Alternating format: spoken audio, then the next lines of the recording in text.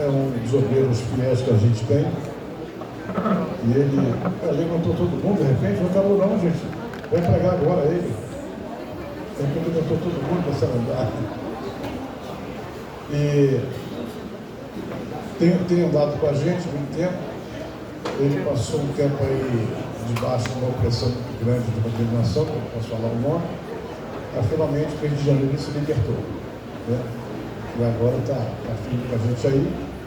Tem um testemunho poderoso. Tem andado em fidelidade com a gente. E tem um fato que aconteceu em uma certa ocasião, que eu queria que vocês prestassem atenção para ouvir. Eu tinha uma mensagem, eu tinha um trabalho para fazer lá em Cusco, no Peru. Cusco fica lá em cima da montanha. Eu tinha uma conferência para fazer lá no trabalho apostólico. Tinha sido convidado um ano antes. E eu confesso para vocês que eu não tinha anotado na agenda. E quando chegou, faltando uma semana, né, era mais ou menos a sexta-feira, assim, o apóstolo de Cusco ligou para mim. Então, se apóstolo Pablo, como está? Bien, como está? Tudo listo para a próxima semana? Eu disse, próximo o quê? A conferência? Vencemos tudo aqui, estamos esperando os tempos para a conferência. Eu gelei. Porque eu não tinha preparado nada, não sabia, eu tinha esquecido esse negócio, olha. Pensei, meu Deus, e agora? O que eu faço? Não tinha condição de ir. Aí eu disse, irmão, que é o seguinte, eu estou com uns problemas aqui, eu não posso ir, mas eu vou te mandar um obreiro meu que prega muito melhor do que eu. Tem muito mais noção do que eu, ele é melhor do que eu. Eu enchi a bola do Lindenberg. Mas só, não é problema. Se tu envia aqui, se tu está com os tempos, manda que não é problema. Tranquilo. Só que eu tinha falado com o Lindenberg. Aí depois que eu combinei com o irmão lá que ia mandar o Lindenberg, aí que eu liguei para o Lindenberg. Lindenberg, o que você vai fazer semana que vem? Aí ele falou assim para mim, eu vou na segunda-feira pregar na Assembleia de Deus, na terça eu prego igreja tal, na quarta eu prego aqui, na quinta eu prego ali, na sexta eu prego lá. Você não vai pregar em lugar nenhum, cancela tudo, tu vai viajar para o Peru terça-feira. Com uma conferência que você está escalado lá para pregar. Ah, mas eu estou sabendo nada, mas está escalado, você está escalado para pregar. Na terça-feira você viaja, te dá logo a passagem, pega aí o avião, vai embora, lá eles vão te reembolsando a passagem, pega outra coisa. Eu enchi tua bola, tu vai ter que pregar, curar, ter batido o Espírito Santo, ter tudo lá. E ele foi. Ele cancelou tudo, ele só falou assim para mim, sim senhor, não discutiu, não perguntou nada. Eu disse, irmã, está aí, terça-feira chega Lindenberg, o nome dele. Aí ele pegou o avião, realmente foi lá e fez a farra dele lá, né? Pregou, ungiu, abençoou, fez milagre, perguntou de coisa. Aí veio embora na segunda, terça-feira, na outra semana, aí eu liguei para lá. E aí, irmão, como foi Lindenberg aí? Hombre, que palavras que homem tem! Aconteceu isto, milagres, mas isso, eu falei que ele era melhor do que eu. E ele foi. Ele tem um testemunho muito forte, ele tem uns livros aqui que ele fala muito sobre casamento. Ele é escritor também. Tem um rei parecido comigo, Finanças no Reino de Deus, Princípio da Família, Desenho, Princípio e Propósito da Família. Ele escreve muito sobre família, porque o Lindenberg tem uma história interessante, um testemunho que ele já viu em vários lugares, né? Ele não vai falar isso sobre hoje, ele vai ministrar, mas o Lindenberg teve uns problemas no passado, lá de casamento, e ele contou o testemunho dele, ele diz o seguinte, eu sou o único brasileiro que casou 2 vezes com a mesma mulher.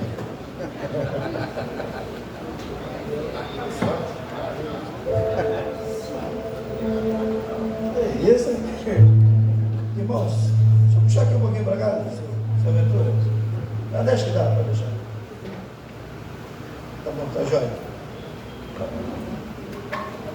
Tem uma música, eu trabalhei em casa com música ao vivo muito tempo. Tem uma música que diz assim, todo artista tem que ir aonde o povo está. Eu gosto de ficar perto do povo, olhando cara a cara. Irmãos, vindo para cá do Rio, nunca me aconteceu isso, estava vindo de carro com o Carlos, meu amigo. E Carlos pegou o carro do irmão dele, o carro meio filmado. Quando passamos aqui pertinho, perto de chegar aqui, na Polícia Federal aqui no último posto, o Polícia Federal parou a gente. E quando parou a gente, ele pediu o documento para o Carlos. E eu mandou, tudo bem. Sempre viajei para cá, nunca tive problema não. E o que acontece de forma geral é que se pede a carteira de motorista, o documento do carro, e boa, né? O policial cismou de me pedir documento.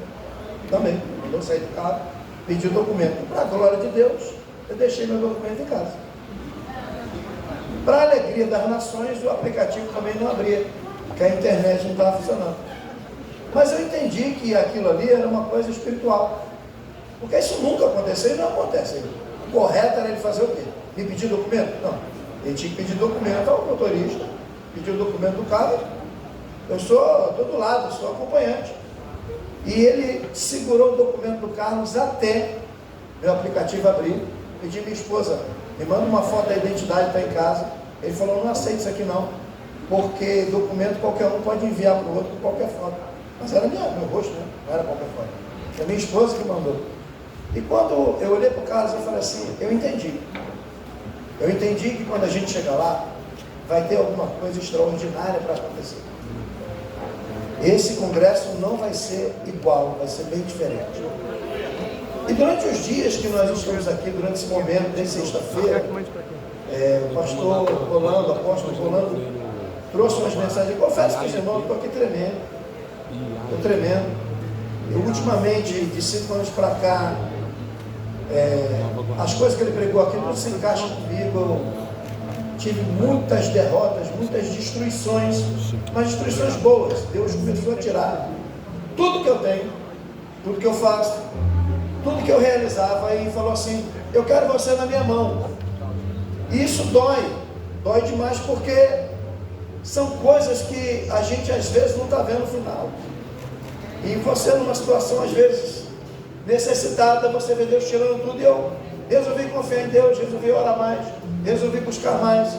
Minha esposa passou a viver comigo esse momento, e ela disse assim, nossa, o que Deus está fazendo com a gente é uma coisa muito tremenda. Então a gente está tendo visitações de Deus. Se a coisa acaba agora, daqui a meia hora chega. Se não tem solução para uma coisa, daqui a pouco Deus dá a solução. Se uma porta está fechada aqui, daqui a pouco Deus abre ali. A gente tem vivido isso durante esse tempo. E quando eu cheguei aqui, que eu comecei a ver essas coisas, eu comecei a entender que Deus continua a fazer, está fazendo, mas está faltando algumas coisas ainda. Nós ouvimos falar sobre arrependimento, sobre utilidade, ouvimos falar sobre vida prática, estamos ouvindo falar sobre coisas tremendas. E eu confesso a vocês, eu não tinha nada para falar, porque eu me coloquei aqui e falei para meus irmãos, meus amigos, olha, eu acho que eu sou o mais simples que tem ali nessa convenção agora, porque eu não tenho exatamente nada. E quando foi hoje, 6 horas da manhã, fui dormir à meia-noite e pouco, o Espírito me sacudiu na cama, me levantou 6 horas da manhã e me deu um texto. E eu sentei ali por volta de 11 horas, comecei a fazer algumas anotações. Eu queria falar uma coisa com você e trazer algo para você. Antes da gente ler um texto, eu vou falar só um pouco do meu material rápido, porque depois não vou ter mais tempo de falar, e não vai dar jeito mesmo, e a gente vai entrar numa outra esfera e continuar na que a gente está. Eu tenho ali fora alguns livros, eu sou escritor, eu escrevi mais de 70 revistas para a editora Betel, durante 15 anos. Eu criei as revistas, crio revistas, e também escrevi alguns livros. Eu tenho 50 temas, ou 60 aproximadamente editados, e tenho quase 200 escritos. Não deu para fazer o resto, eu não tenho como sair com tudo, mas cada livro desse me custa muito tempo, muito trabalho, e cerca de 40, 50 comentários às vezes a gente tem que ler para poder dissecar um assunto. E eu não estudo por assunto, eu estudo por temas.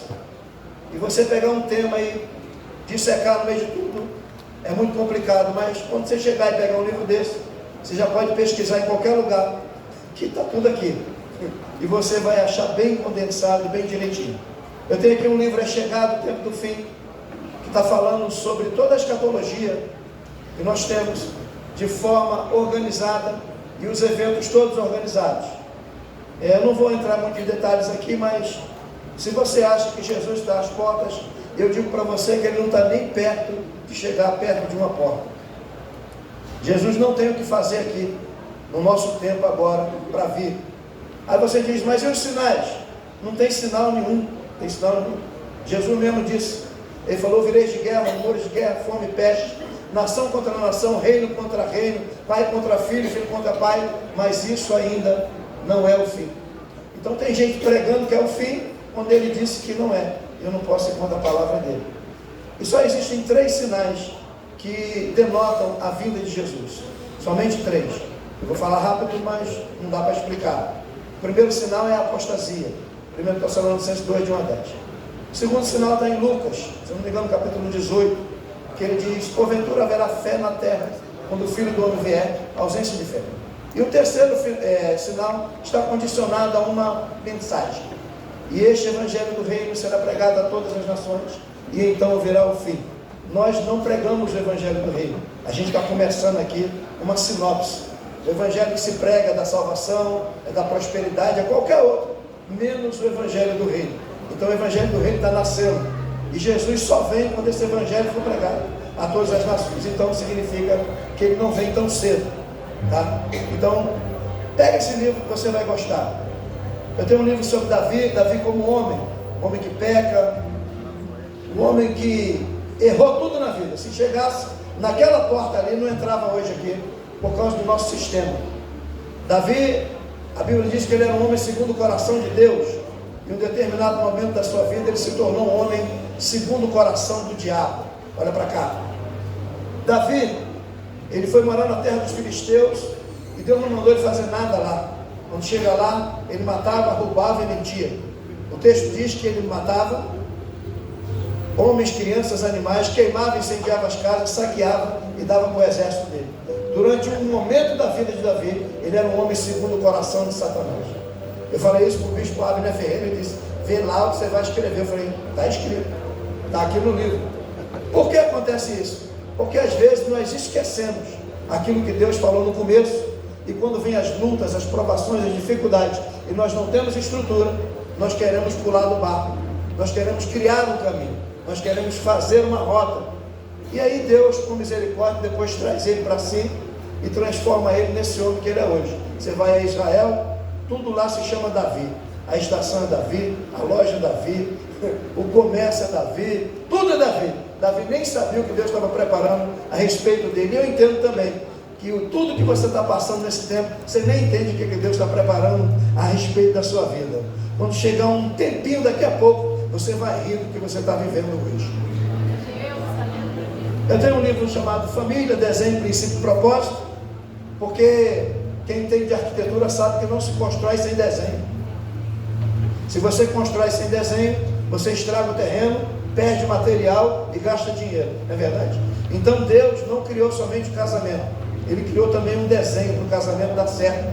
Foi a primeira instituição que ele criou. E a minha pergunta aí, você vai responder para mim: Deus fez o casamento para dar errado?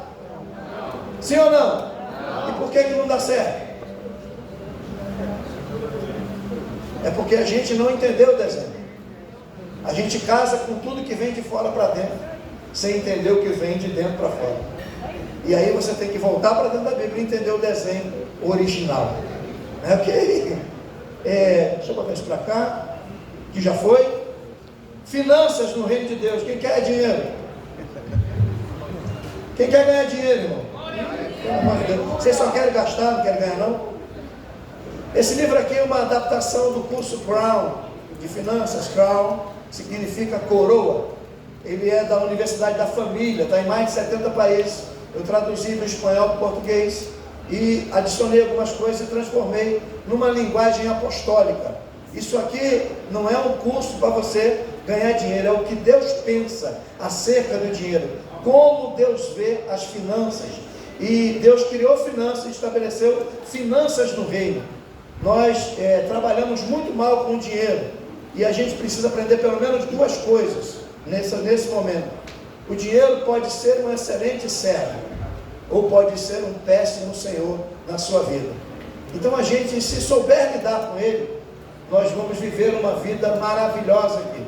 E dinheiro não é mal. Diga assim, dinheiro não é mal. Diga, o que é ruim é o amor ao dinheiro. Se você achar que dinheiro é ruim, dá para mim, que eu dou um jeito de fazer ele ficar bom. Está entendendo? Então tem esse livro aí fora. E eu tenho mais 2 livros aqui. Batalha Espiritual, Batalha Como Você Nunca Viu. O que é, se existe, se não existe, se está na Bíblia, se não está. Não tem nada de seres inanimados, dragões, não tem nada de besta fera, é o que a Bíblia diz. Aqui tem um texto idealizado sobre quem é Deus, quem é Jesus, quem é o diabo. Talvez você nunca tenha estudado sobre quem é o diabo. Você precisa conhecer o diabo, entendeu? Para você não encontrar com ele, ele dá um balão em você, aí na rua.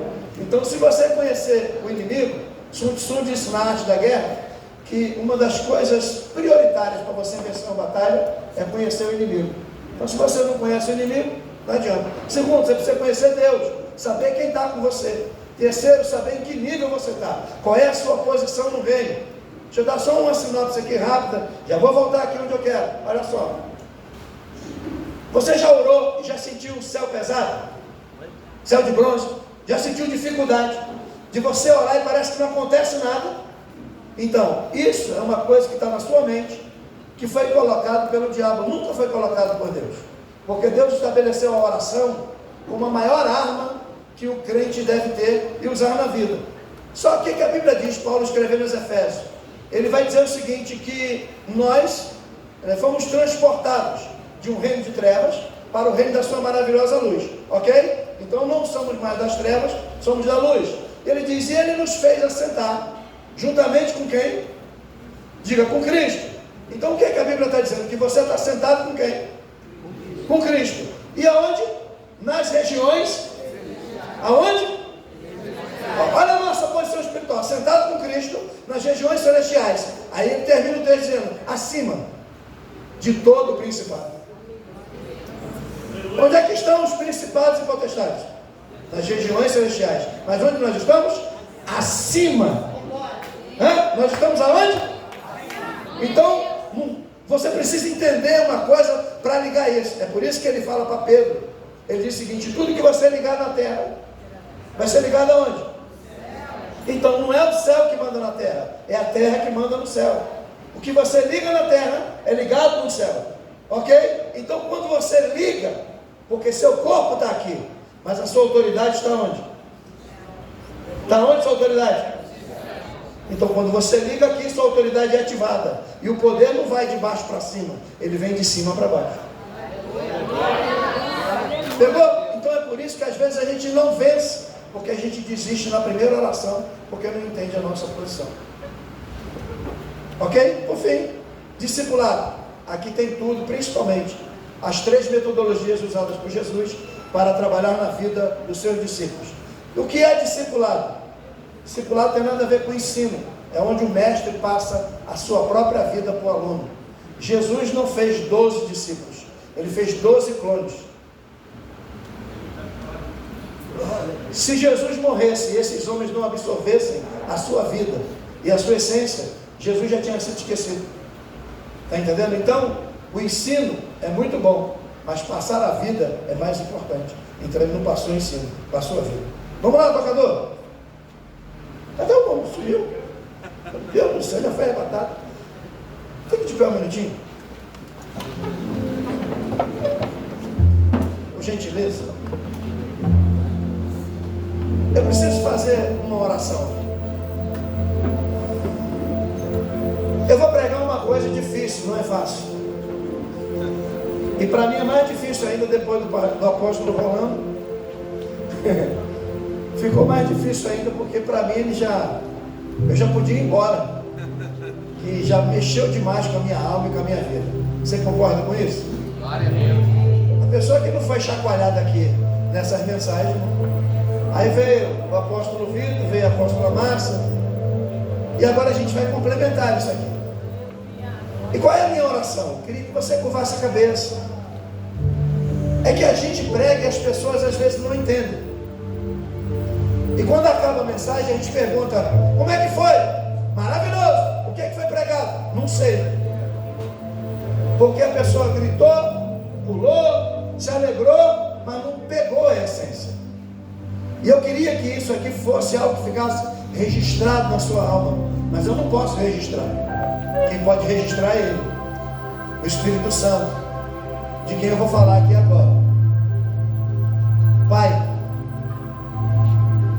que nós sejamos agora cercados por uma nuvem da Tua presença, que já está aqui, mas pedimos que ela nos cerque. Que todo entendimento seja levado cativo ao Teu entendimento. Que nenhum satélite, nenhuma força oculta nos distraia. Nada venha nos tirar desse momento. Mas quando estivermos falando, também não seja o homem, seja o Teu Espírito e a Tua voz. Que isso fique na mente do Teu povo. Que eles possam ter esses arquivos e que eles possam entender algo diferente hoje. Ministra com o Teu Espírito enquanto falamos. E eu sei que Tu podes batizar com o Espírito Santo enquanto anunciamos a Tua palavra. Tu pode curar aquele que ainda não foi curado. Tu pode fazer coisa tremenda nesse lugar. E nós não vamos esperar mais nada, porque já estamos aqui. Toma conta desse ambiente mais uma vez. Fala aos nossos corações, nós dependemos de Ti. Aviva-nos nessa tarde ainda. Continua a Tua obra, porque falta algo, e coloca esse algo que está faltando na nossa vida. Nós já Te damos a glória antecipada no nome de Jesus. Amém. Toma seu assento aí um minutinho. Abra sua Bíblia em João capítulo 14. Sentado como você está. João capítulo 14.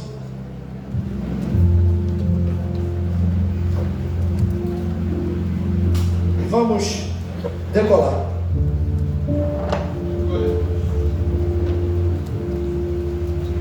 Tudo que eu pedi a Deus essa tarde foi que Deus me desse uma história que eu pudesse contar para vocês. Eu queria falar essa tarde sobre o retorno do governador. Vou falar sobre o quê? O retorno do governador. João capítulo 14, verso 16 e 17 diz assim: E eu rogarei ao Pai, e Ele vos dará outro Consolador, para que fique convosco para sempre, o Espírito da verdade, que o mundo não pode receber, porque não o vê, nem o conhece, mas vós o conheceis, porque habita convosco e estará em vós. Uma pergunta aqui: quem aqui não é batizado com o Espírito Santo? Fique de pé só por um minuto. Quem não é batizado com o Espírito Santo ainda, por gentileza, só um minuto, fique de pé, só um minutinho, para eu ver aqui. Quantos tem aqui? Tá? Então tá joia. Então segura um pouquinho, daqui a pouco começa aí contigo, tá bom? Você vai falar em línguas daqui a pouco. Meus irmãos, Deus teve um desejo desde a eternidade. E desde o princípio o seu desejo sempre foi habitar dentro da sua criatura. Um desejo muito ousado que nós vemos através da Bíblia. E que em Adão nós vemos a magnitude desse desejo. E vemos o plano ousado de Deus na vida de Adão. Essa história vocês já conhecem? Porque Adão era um boneco feito pelas mãos de Deus, sem expressão alguma, era barro, Deus formou. A Bíblia diz que o próprio Deus fez o molde como Ele queria, e depois Deus insuflou Adão. A palavra sopro ali no hebraico que nós temos é ruá, e ruá tem algumas traduções. Os rabinos aqui, tem gente que sabe até mais do que eu, mas ruá não significa somente sopro. Ruá significa a própria vida de Deus. Então, na verdade, Deus não simplesmente soprou, mas Ele entrou. E quando Ele entrou, Ele mesmo levantou, porque Ele deu vida. E aqui nós estamos vendo Adão cheio de Deus. E para entender isso, nós precisamos entender algumas coisas de reino. O apóstolo Vitor aqui já foi muito feliz a falar coisas de reino aqui para nós. Só que você, para entender reino, você precisa conhecer alguma coisa de reino. das coisas mais importantes que a gente lê, mas desconhece, está no Novo Testamento, na oração de Jesus Cristo. Os apóstolos ficaram assim, perplexos com Jesus, não por causa de tudo que ele fazia, mas porque quando Jesus saía da oração, Jesus não orava mais. Pega essa. A maioria dos milagres de Jesus no Novo Testamento, mais de 90, não tem oração, só tem a liberação da palavra. O primeiro milagre de Jesus nas bodas de Caná, Jesus não ora. Ele manda encher as talhas de água, manda levar o mestre sala, o cara chega daqui para lá, leva água, quando o camarada abre, lá já tem vinho, e foi transformado no caminho. Jesus não orou, ele falou, levai ao mestre sala.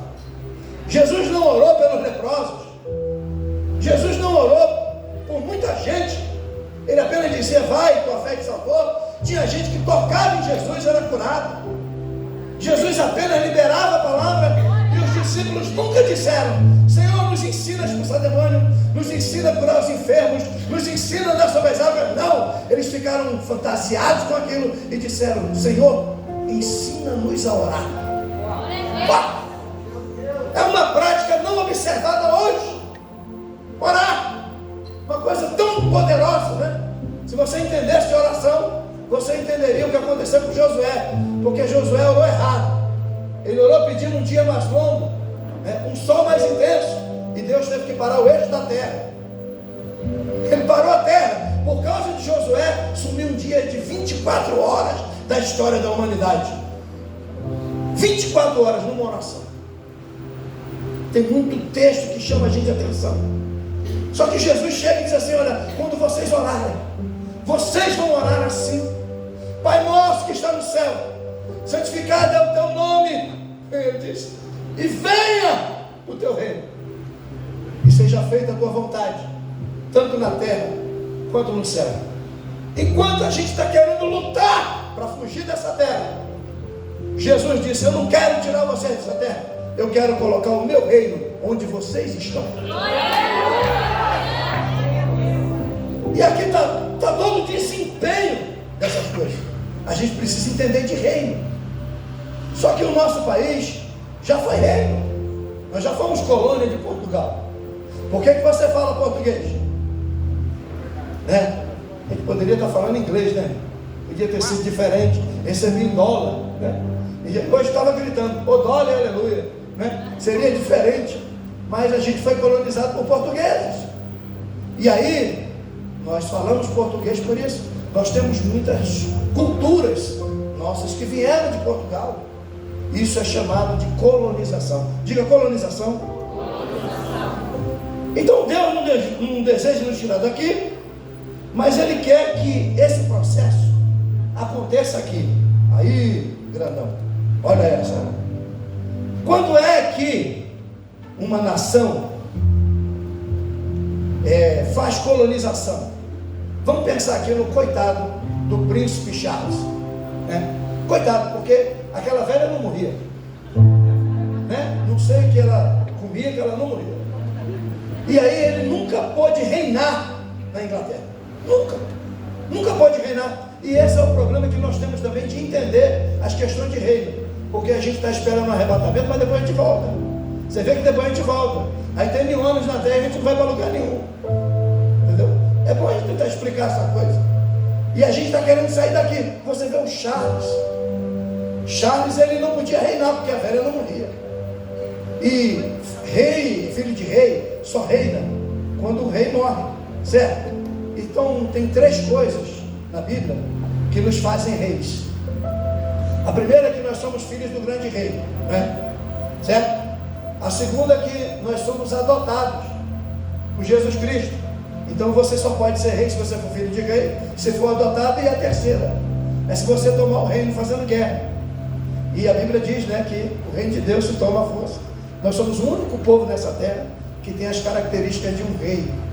Então nós somos reis. Deixa eu contar outra coisa para você. Para com esse negócio de onde estão as princesas de Deus, onde estão os príncipes de Deus. Deus não tem príncipe nem princesa. Nós já nascemos reis. A Bíblia diz que Ele nos constituiu o que? Príncipe e princesa? Ou reis e sacerdotes?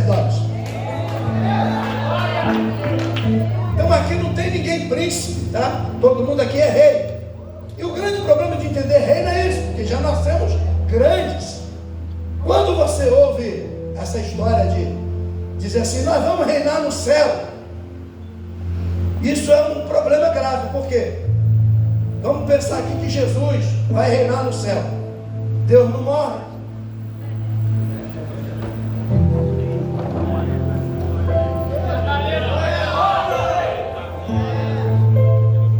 Se Deus não morre, como é que ele vai reinar no céu? Vamos voltar para o Charles, para você entender. Charles se tornou príncipe de onde? De Gales. Por quê? Porque Gales é um território colonizado, né, pela Inglaterra, ok? Então ela disse, meu filho, eu estou viva, você não vai reinar aqui, então eu vou te dar uma nação para você governar. E é por isso que Jesus, quando voltar, ele volta com um emblema assim na perna, né? Rei dos reis e Senhor dos senhores. Ele é o rei dos reis da terra. E vai reinar aqui mesmo, irmão. Gostando você ou não gostando. O testemunho de Jeová está certo, certíssimo. Só está errado na doutrina. Só errou na doutrina. Agora uma coisa, para a gente não brigar aqui, tá? Esclarecer bem. Irmão, se for céu ou se for inferno, estando com Jesus, eu vou para qualquer lugar. Quem foi que criou o inferno? Jesus. E vocês têm medo do diabo, têm medo do anticristo, têm medo do dragão, não sei o que mais. Tem que ter medo de Jesus, irmão. Jesus é pior do que o diabo. Pior do que o diabo. Foi ele que disse, não tem mais os que matam o corpo. Temeis antes aquele que pode mandar tanto o corpo quanto a alma para o inferno. Só faltou botar embaixo, assinado eu.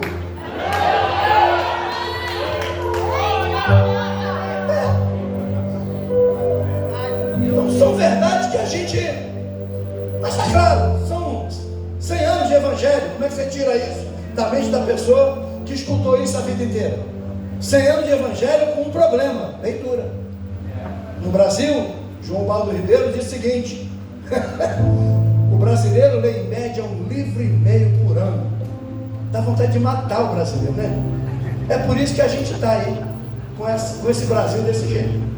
Mas isso é uma questão que a gente precisa mudar e precisa entender que tudo pode ser mudado. Mas deixa eu voltar aqui na colônia. Já entendeu um pouquinho de reino? Então o que acontece? Quando um reino torna o outro vassalo, ele tem que enviar um governador. Diga um governador. Ele envia um governador, e esse governador, ele é a peça principal da colonização. O que o governador faz? O governador, ele é obrigado a trazer do seu reino a lei, os costumes, a vestimenta e também a moral do rei. Ele traz a presença do rei. Quando ele vem, ele traz também junto com ele a riqueza do rei, a sabedoria do rei e o domínio do reino. Ele é a peça fundamental. Esse é o primeiro ponto. E a chave da influência do reino é o governador. Então ele traz consigo a linguagem e também a Constituição. Digo, o governador é responsável por todo o sistema de colonização. Agora, importante, esse governador, quando ele chega num lugar, tem que ser feita para ele uma casa. E a casa é feita exatamente com o material do seu país. E é o país que faz a casa. Aqui deve ter a casa parlamentar, em todo o estado tem. Ela nunca é igual às outras casas. Ela é sempre diferente. Ela é maior, mais atrativa, mais imponente. Ela tem que meter medo. A casa de um governador sempre é diferente. O palácio do governador, chamado palácio governamental, tem cadeiras de ouro. É tudo diferente. Por quê? Porque toda a glória é trazida e é colocada nessa casa. E essa casa representa o rei. Ela tem que ter a cara do rei. Ela tem que ter a imponência do rei. Ela tem que ter a magnitude desse rei. Por quê? Porque quando esse reino estabelece como colônia, as pessoas olham para casa e dizem assim: a gente tem que ter respeito por causa da casa. Deus fez uma casa de barro. Glória a Deus, aleluia! Essa casa ele mesmo fez, ele mesmo moldou com material que ele mesmo criou, que ele mesmo trouxe. E ele colocou, sabe o que? A imagem dele e a semelhança. Lembra da casa do governador? Tem que ter a aparência do rei, o jeito do rei, tem que ter a imponência. E ele falou assim: agora está faltando eu enviar o governador. E ele pega e envia o Espírito Santo. Está dentro dessa casa.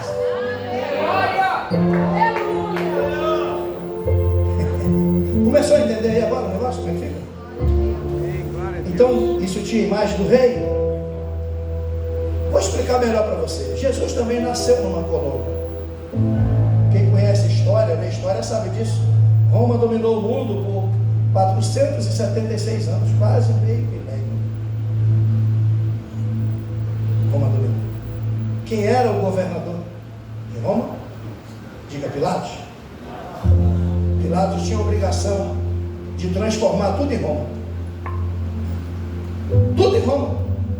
Qualquer lugar que você fosse era parecido. Porque ele estabeleceu a cultura, ele estabeleceu a lei, ele estabeleceu tudo aquilo para se parecer. Joshua, eu estive em Londres. Eu me hospedei num lugar chamado Golders Green. Golders Green, quando eu cheguei, eu fiquei fascinado. Por quê? Porque eu tinha saído de Israel e tinha ido para Londres. Eu ganhei uma abertura de passagem para passar 3 dias com a minha esposa, né? Eu nem queria, mas foi uma bênção de Deus. Em Londres. Cheguei, fui no Palácio de Buckingham, tirei maior onda. Sabe de onde eu saí? Das palafitas da favela da Maré. Eu morava numa casa flutuante. De repente, o meu Deus, o teu Deus, o nosso Deus, me levou a Londres. Eu estava lá, olhando a casa da rainha, passeando. Que coisa linda, que coisa tremenda.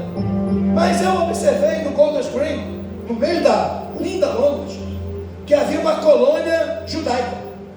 Esse Golders Green é uma colônia judaica. Quando eu entrei para ir no hotel, olha o nome do hotel, King Solomon, Rei Salomão. Eu entro nesse hotel e estou passando pelas ruas. As casas eram iguais às casas de Jerusalém. A mesma cor, a mesma pintura, o mesmo design. As lojas iguais às lojas judias de Jerusalém. Os brechós iguais. E daqui a pouco vemos rabinos passando. E exatamente iguais. E eu disse, gente, isso é colonizar. Eles estão em Londres, mas eles trouxeram as pedras de Israel. A mesma tinta que pinta a casa em Israel está em Londres. O mesmo vidro, o mesmo modelo, a mesma loja, é a mesma roupa, é o mesmo povo, a mesma coisa, eles estão em todo lugar. E crente não é a mesma coisa em todo lugar. Crente sai da igreja e desvia. Olha que coisa, um padrão. Aleluia, sapeca nós. Jesus nasce no meio dessa colônia. Só que é o seguinte, olha para mim, para a gente não minimizar Jesus. Jesus não veio profeta, embora fosse profeta. Jesus não veio sacerdote, embora fosse sacerdote. Jesus veio rei. Rei. Foi? Por quê? Porque sacerdote não assusta ninguém. Profeta também não assusta ninguém. Estava todo mundo comprado na época que Jesus chegou. Os sacerdotes, os profetas, tudo comprado na época que Jesus chegou. O único que não estava era João Batista. E para falar a verdade, perdeu a cabeça. Mas Jesus veio rei.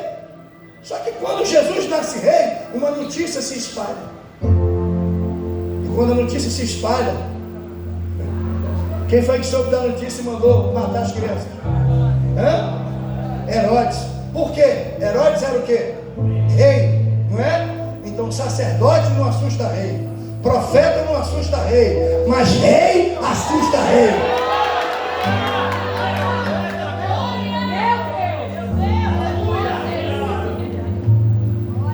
Quando ele vem trazendo um rei. Vamos lá. Pilatos era o governador, tudo era Roma. Agora, eu falei de um reino, falei da casa do governador, eu vou falar uma outra coisa para você. É uma pergunta. O que você acha que pode destituir um reino? A única coisa que pode destituir um reino é a independência. Depois que aquele camarada, tal de Pedro de Alcântara, brasileiro, de não sei o que mais, Bourbon e tal, deu aquele grito falso, né, que para a história foi o grito de independência, mas estava tudo comprado, né, com o pessoal lá fora. Então, são histórias que só contam para a gente uma parte. É igual a história, né, das 95 teses de Martim Lutero. Né? Lutero morre monge, morre católico. Qual foi a reforma? Está entendendo? Então só contam para a gente o que interessa. E a Bíblia não, a Bíblia conta quando a gente é mal, quando dá mole, quando ganha, quando vence. É por isso que eu gosto da Bíblia. Então quando você começa a se tornar independente, acontece um problema. E aí eu vou entrar lá no Gênesis novamente, voltar um pouquinho em Adão, que ele é nosso protótipo, para dizer o seguinte: Adão recebeu o governador.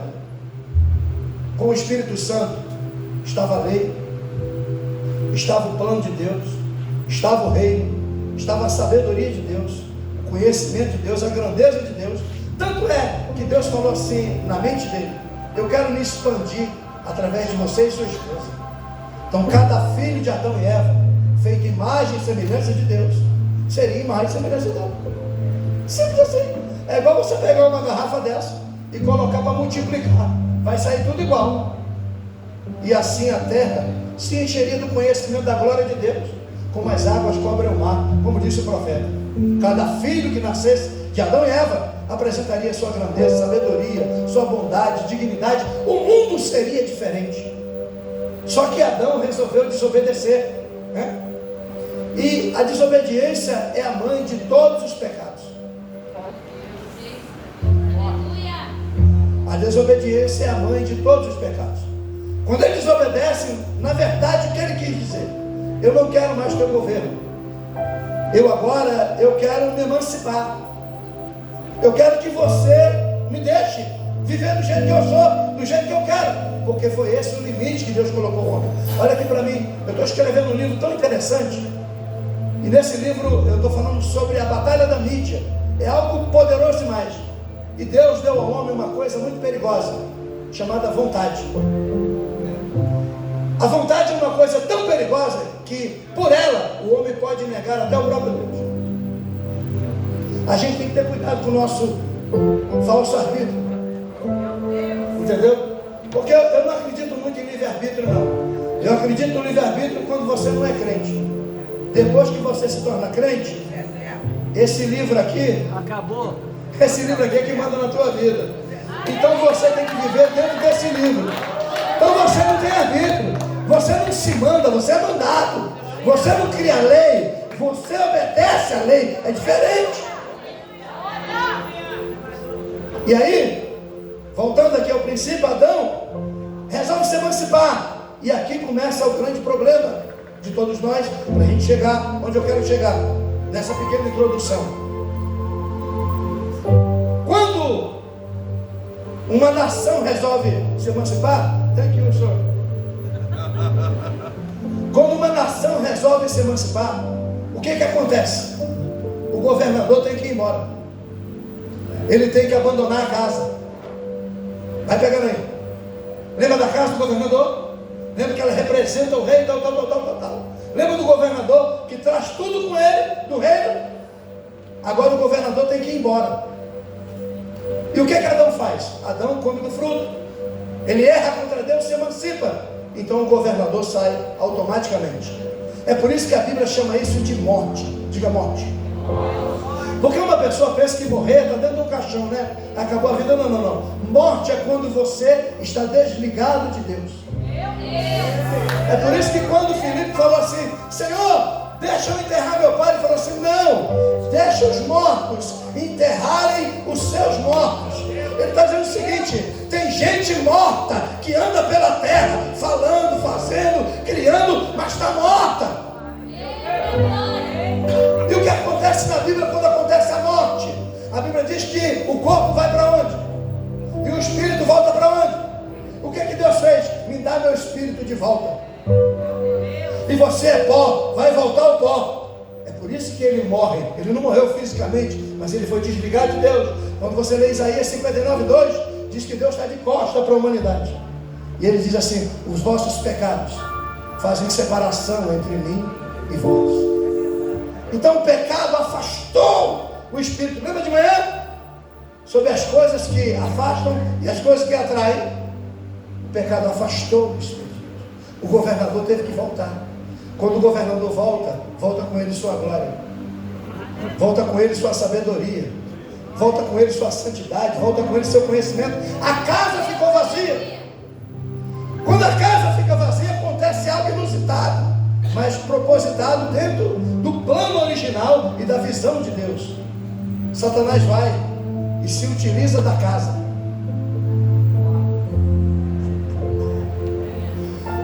Saiu o verdadeiro, entrou um falso governador. E aí, o que aconteceu no Brasil? Saiu Portugal, não foi? Entrou um novo método de governo, não foi? Com o meu novo método de governo veio o quê? Novas leis, não é isso? Novas formas de viver, não é isso? Nova Constituição. E o que aconteceu com a terra? Foi implantado na terra um governo chamado governo de anarquia. Esse governo de anarquia, claro, tudo criado por Deus, permitido por Deus, fez desse mundo um mundo totalmente diferente do mundo que Deus quis criar para nós. Tanto é, irmãos, que você está num culto desse tremendo, você ouviu tanta coisa, mas daqui a semana que vem você vai esquecer. Se não tomar cuidado, você volta a pecar de novo, volta a fazer besteira de novo. Sabe por quê? Por causa da natureza. Essa natureza nossa não morre. Tem gente que você tem que matar o velho homem, mas não morre. Ele só morre quando a tua vida acabar. Ele não morre. E o que Deus fez para quebrar o meu galho e o seu galho? Ele deixou essa natureza que não morre, mas colocou uma natureza que é a dele, que vive. E agora a gente tem duas naturezas brigando dentro de uma casa pelo governo da vida do corpo. Encaixou. Estava com uma dificuldade para tentar entender isso aqui, ó. Obrigado, Espírito. Então ele se torna independente. Vem novas leis. E Satanás faz um mundinho dele. Pegou a casa, com o corpo do homem e se reproduz. Então os seres não nascem mais imagem e semelhança de Deus. Nasce todo mundo criatura. Nós somos rebaixados ao máximo. Por isso, quando Marcos escreve desse ide por todo mundo e pregai o evangelho, não é todo filho de Deus. Aí João, em contrapartida, diz: mas a todos quantos o receberam, deu-lhes o poder de serem feitos filhos de Deus, a saber, aqueles que creem no seu nome. Então nos tornamos filhos por um processo de adoção e por méritos totais de Jesus Cristo. É legal que até a fé que a gente teve para crer em Jesus, foi Ele que emprestou para a gente. Nem fé nós temos, porque Efésios 2, 8, 9 diz assim: porque pela graça sois salvos, mediante a fé. Aí é que ele vai dizer: mas isso não vem de vós, é dom de Deus, não vem das obras, para que ninguém se glorie. Até a fé que a gente tem para crer não é nossa. Olha que coisa. Vamos voltar para o governador, senão me perca aqui. Então Jesus nasce nessa colônia e a metodologia é de independência agora, que nós vamos falar.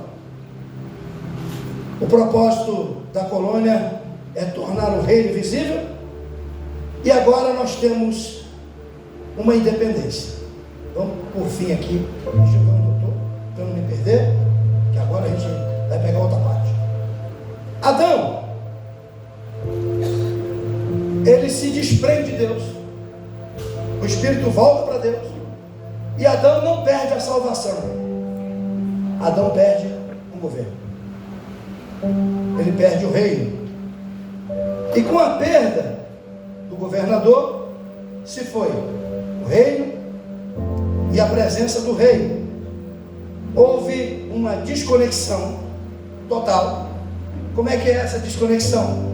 Você tem TV a cabo em casa? Quando você não paga, o que eles fazem? Mas a televisão está lá, não está? Só que quando você liga a televisão, está tudo chuviscando. O que é que o homem perdeu? A imagem. O corpo continua, a vida continua, mas não tem imagem. O satélite da comunicação foi cortado. Então há uma desconexão. É como se dissesse assim: eu agora estou por minha conta.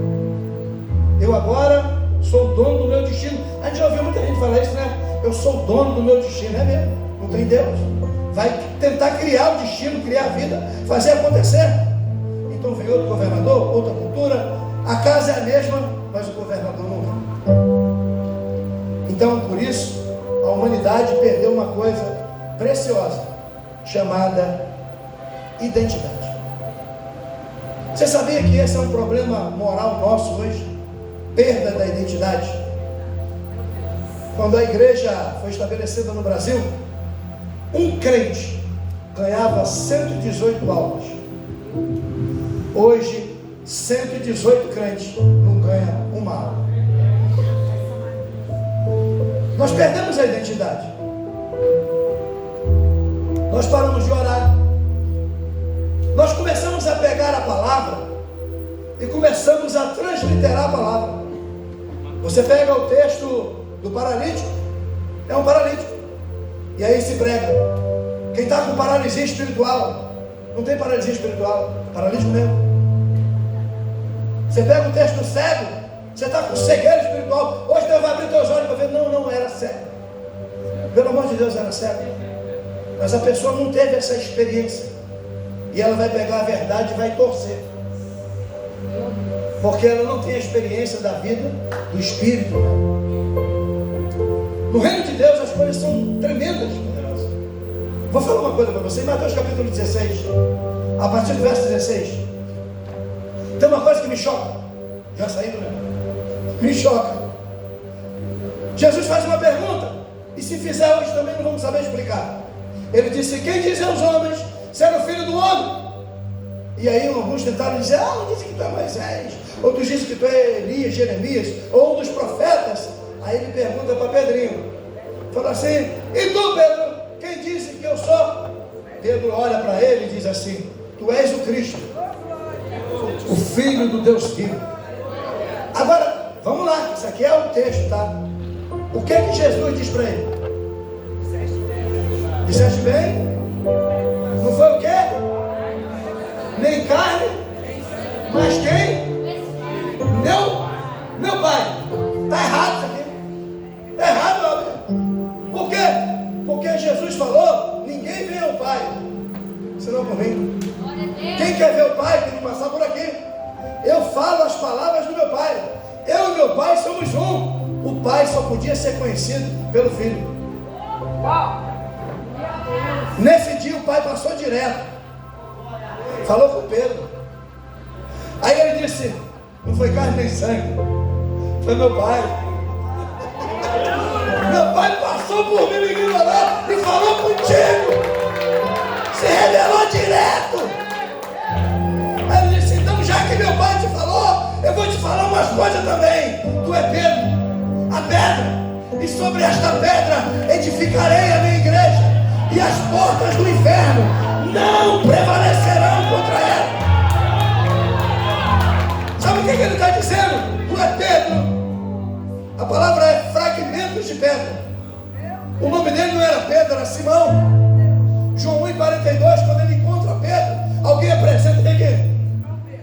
Apresenta Pedro para ele, ele aperta a mão e diz assim: tu és Simão, tu serás Pedro.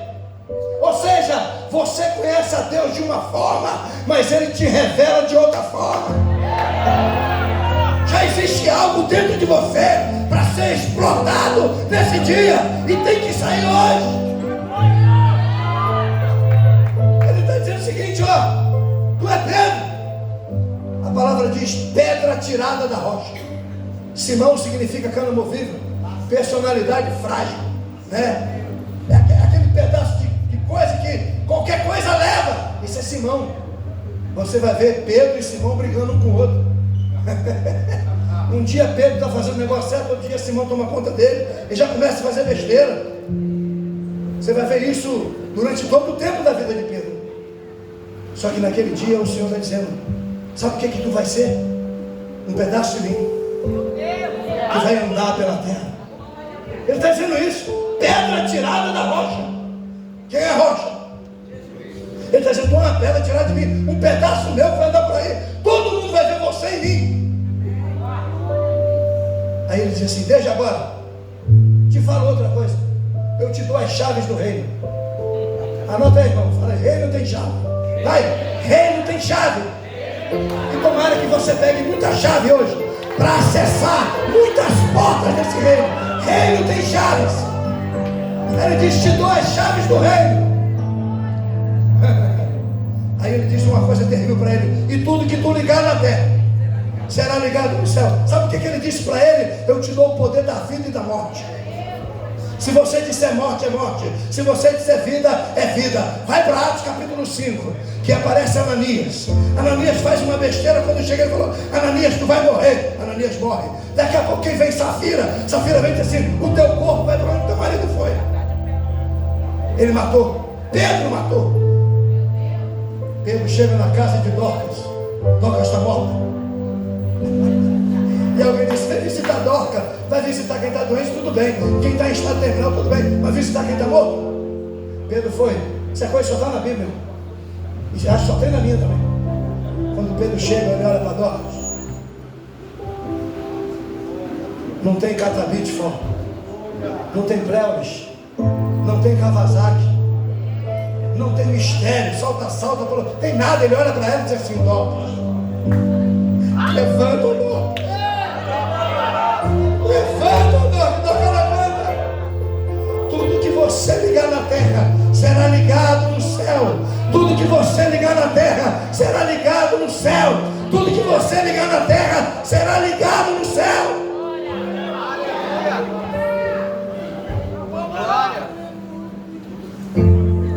Nós perdemos a identidade.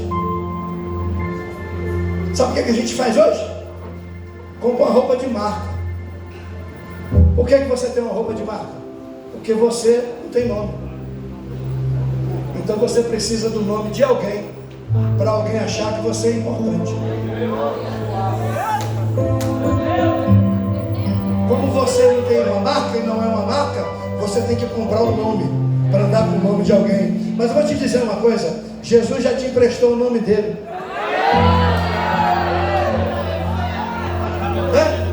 Quer nome? Vai no nome dele. Ele disse: em meu nome, né? Falarão novas línguas. Em meu nome expulsarão os demônios. Em meu nome curarão os enfermos. Em meu nome, no nome dele pode tudo. Cadê Marcelo? Está aí, Marcelo? Saiu? Apóstolo Paulo? Aqui é meu pai, né, filho? Tudo que eu sou aqui é por causa dele. O apóstolo Paulo estava com uma reunião de obreiros no Meia. E eu sou eletricista de profissão. Cheguei lá, estava o Marcelo preocupado. Ei, pastor, a gente vai ter que fazer almoço para os pastores. E a bomba queimou. Falei: queimou a bomba? Ele falou: queimou, não tem água. Quer dizer, como é que vai ter culto sem água, né? Aí eu fui lá, soltei a ligação da bomba, peguei a saída positivo e negativo, peguei uma lâmpada, coloquei, falei: liga o disjuntor, liguei, nada, não acendeu nada. Aí eu falei: caramba, capitão, não tem luz. Testei a bomba de todo jeito, nada. Aí eu olhei para a cara dele e falei assim: tu crê no poder do Espírito Santo? Aí ele olhou para minha cara assim e falou assim: creio. Falei: então tá bom. Liguei os dois fios, falei: liga o disjuntor. Aí ele olhou para minha cara assim, que nem você está olhando. Gente, quando ele olhou para minha cara e ligou o disjuntor, o negócio foi assim. Sabe qual foi a palavra que ele disse? Sacanagem.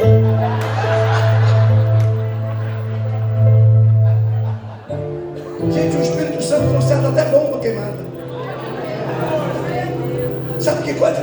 Cheguei no Espírito Santo. Cheguei lá, a pastora, minha amiga, chorando. O que foi, irmã Vera?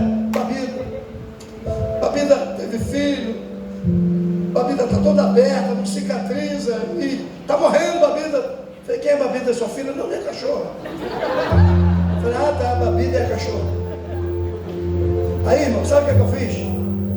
Botei a mão aqui no peito de Babida. Falei, Deus, Tu é poderoso, faz um milagre na Babida. Beleza, vamos dormir. De manhã passa a Babida, toda fechadinha. Aí a irmã Vera falou, não acredito nisso, aí, sabe qual é o problema nosso? É que a gente perdeu a identidade. A gente acreditava nessas coisas. Agora, tudo que é testemunho não acredita mais. Tem que ter filmado, tem que estar presente. E nós precisamos voltar a esse princípio. Por isso que eu falei para você que falta uma coisa. Vamos para o fim. Compramos imagens. E aí por isso, Jesus veio. Jesus veio para quê? Para restaurar todas as coisas. Eu queria que você observasse uma coisa prática. Em todo o Testamento, no Antigo Testamento, você nunca vai ver o Espírito Santo habitando no homem. Você vai ver ele entrando, saindo. Foi pregado aqui pelo apóstolo Vitor sobre a pomba, né? Ela ia e voltava, ia e voltava. Isso é uma sinopse dos tempos. Mas se você olhar para o Antigo Testamento, você vai vendo a misericórdia de Deus. Deus parece que vai dando a dica do que Ele quer fazer. Ele está dizendo o seguinte: foi tudo destruído lá no montante, mas eu estou trazendo vida. Eu estou querendo reviver.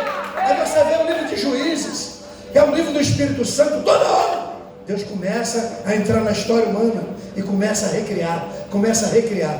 E você vai ver o Espírito Santo entrando, saindo, entrando e saindo, entrando e saindo.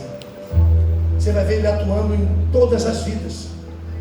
Quando chega no Novo Testamento, se anuncia um homem, Jesus. Finalmente Jesus nasce. E aí diz assim: e vindo a plenitude dos tempos, veio Jesus, nascido de mulher. Olha o que Deus faz. Faz a segunda introdução. Como é que ele começou? Ele fez um boneco e colocou a vida dele dentro, né?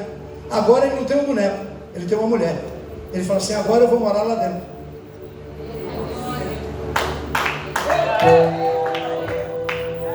Ele entra, se transforma num átomo, se transforma num gene, se transforma num feto. Em 9 meses ele está lá encolhido, esperando a hora de chegar.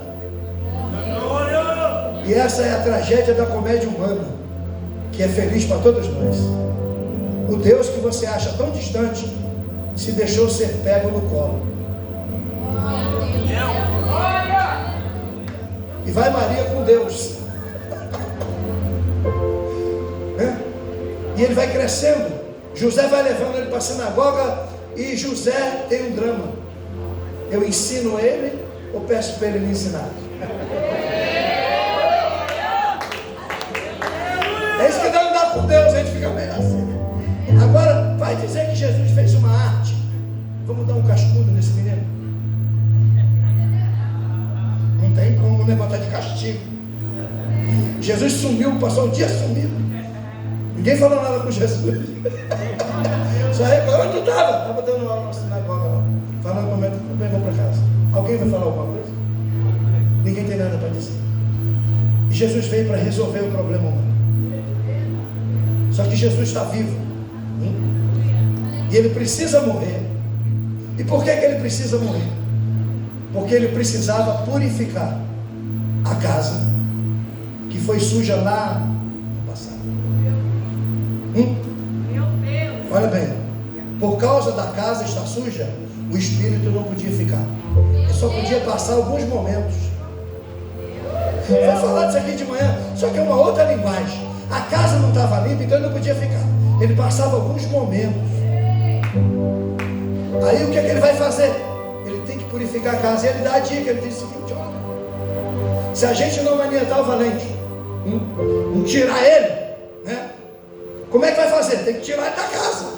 E como é que tira ele da casa? Ele estava legal na casa, porque Adão deu uma permissão para ele. Quando Adão pegou, deu uma permissão, ele ficou legal. E o diabo só trabalha onde tem legalidade. A gente precisa tirar a legalidade dele. Aí o que é que o Senhor fez? O Senhor vem e diz assim: só tem um jeito de tirar a legalidade dele. É eu pegar esse corpo que foi construído e entregar. Mas depois eu tomo de volta. É muito forte, né? Eu vou dar, mas depois eu tomo de volta. Ele também falou para encontrar. Ninguém toma minha vida, eu mesmo dou. Depois tomo de volta. Sabe que coisa interessante? Irmãos, eu acho que o maior drama que teve na história, que não é relatado, foi Jesus e a morte. Sabia? Depois Jesus desce, a morte encosta nele. E Jesus vai passear com a morte 3 dias. Primeiro dia a bicha está cansada. Segundo dia a bicha está cansada. Terceiro dia ela já não sabia mais nada, nem para onde levar. Aí quando deu o terceiro dia, ela deve ter perguntado para ele, né? De que tu é feito? Não é possível, eu já levei todo mundo para algum lugar, não sei nem para onde te levo. Ele deve ter olhado para ela e falado assim: foi eu que te fiz. Tu está operando porque eu te criei e te dei autoridade, mas agora eu te venci. E agora tu vai trabalhar para mim. Jesus tem que morrer, mas o que ele faz para purificar? Vou dizer, dar uma dica para você. Eu estava em casa, orando a Deus, um dos maiores problemas da minha vida, duro, sem nada, casamento acabado, minha esposa foi embora, o pessoal na rua me chamando de Tufão, chamando ela de Carminha. Foi um negócio horrível, dizer que meu filho era de outro. Você imagina, o cara vai entrar na igreja, o pessoal lá vem Tufão. A gente ficou sem teto. O apóstolo Ventura falou: meu filho, vamos para Israel. Quando chegar em Israel, Deus vai mudar a sua vida. Procura um rabino, pede para ele orar, abençoa ele, e ele vai te abençoar e tua vida vai mudar. Sabe? E eu fui. Quando eu estava indo para lá, Deus falou comigo: eu quero você no Getsemane. Eu tenho algo para falar contigo. No lugar onde foi pingado o sangue do suor de Jesus, eu quero você lá. E eu fui. É uma igreja construída, igreja das nações, tem uma pedra em volta. Eu dobrei o joelho ali, não entendi nada. Fui e voltei para Israel, não entendi nada. O tempo passou, e um belo dia eu estava lendo João capítulo 20, a partir do verso 11, que fala sobre a ressurreição de Jesus. Momentos antes, Jesus aparece num jardim. Toda a vida de Jesus era num jardim, não era? Quem é que viveu no jardim? Adão. Quem foi, gente? E Adão é um tipo de quem? Adão é a foto não revelada. Cristo é a foto colorida. Aí Jesus tinha um jardim igual a Adão. Só que Jesus, nos últimos momentos da vida, começa a agonizar. E o que que cai de Jesus no jardim? Sangue. Certo? Escuta essa.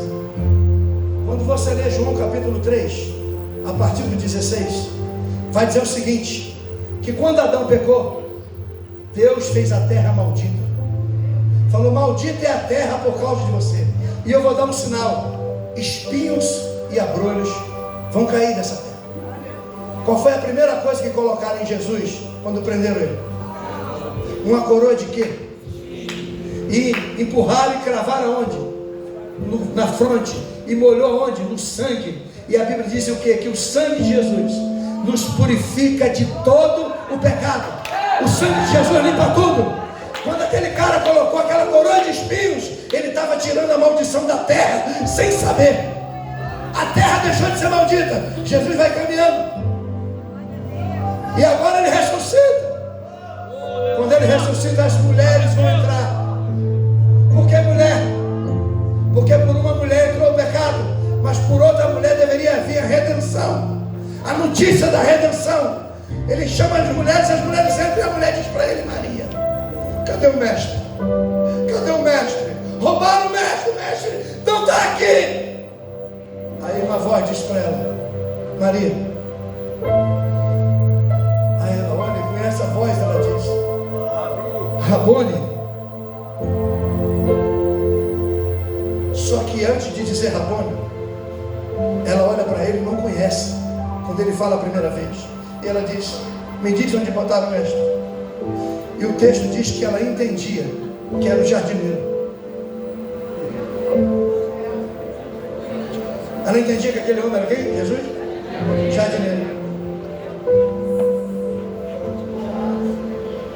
Ela pensou que ele era o jardineiro. E quem era o jardineiro? Não era Adão? Aí Jesus aparece, diz assim: sou eu. Vai lá dizer para meus irmãos que o jardineiro voltou. Vai dizer para meus irmãos que eu estou de volta. Vai dizer para eles que está tudo pago. Ele ressuscita. Só que a ressurreição ainda não é o ponto final do cristianismo. Ele é o pilar da fé cristã. Porque Paulo disse: se Cristo não ressuscitou, é vã a nossa fé. Não é isso? Então, se não tem ressurreição, não tem cristianismo. Ele é o pilar da fé, mas ele não é o final da obra. Qual é o final da obra? Ele falou assim: está faltando uma coisa. Fala para o teu irmão: está faltando uma coisa. E aí ele aparece 40 dias. 40 dias falando sobre o quê? Igreja? Tempo? Reino. Começou pregando a mensagem do reino, terminou pregando a mensagem do reino. Reino, reino, reino. Aí ele fala sobre os 40 dias. Só reino mudou a vida deles. Eles vão para um lugar que dá metade disso aqui, que é o cenáculo. Ficam 10 dias no cenáculo. Depois de 10 dias, o Espírito Santo vem sobre eles. Mas você leu comigo João 14, não foi? Vamos ler de novo João 14, 16, 17. Eu queria ir mais, mas acho que não vai dar mais não. João 14, 16, 17. Deixa eu ajudar vocês aqui. Tem gente que já ouviu um pouco e tem gente que não sabe. É bom que se esqueceu vai lembrar de novo. Vamos pensar nas loucuras que Jesus fala, que a gente lê, mas não entende. E eu rogarei ao Pai, 16, e Ele vos dará o quê? Ele vos dará o quê? Outro Consolador. Certo? Olha para mim aqui. Ele está falando de quem? E se eu disser que não? O negócio aqui é loucura, tudo. Um montão de doido falaram, agora é minha vez. Se eu disser que não, tecnicamente, sim. Teologia sistemática, sim. Biblicamente, não. Vou explicar por quê. Agora eu vou deixar você doidinho. Passar loucura para você. Vamos lá? Outro Consolador, para que fique convosco, para o Espírito da que o mundo não pode, porque nenhum, mas vós, para aí. Ele disse que vai dar, porque o mundo não pode ver, porque não conhece. Ele está dizendo que vai dar para eles, mas está dizendo o seguinte: mas vós conheceis. Deixa eu perguntar para você: como é que tu conhece o que não recebeu? Vai lendo aí, Jorge, para ficar legal. Como é que você conhece o que não recebeu? Agora eu vou piorar a sua situação. Eu vou piorar, depois da vírgula. Mas vós o conheceis. Por quê? Porque habita com. Agora me diz, se já habita, por que ainda vem? Não é loucura? Vamos ficar doidos agora, né? Como é que conhece o que não recebeu? Como é que habita se não chegou? Ele está falando do Espírito? Teologia sistemática aplicada 2024. Jesus também é o Espírito Santo. Ele está falando dele. Ele está dizendo: porque habita convosco, tá? Como é que é o nome de Jesus? Diga Emanuel. O que quer dizer Emanuel? É aquele que habita convosco. Ele está dizendo o seguinte: eu vou voltar. Eu vou voltar. Só que agora é diferente. Eu volto sem o corpo, volto no espírito. E tem mais, eu volto para minha casa, porque já purifiquei a minha casa. O governador está de volta.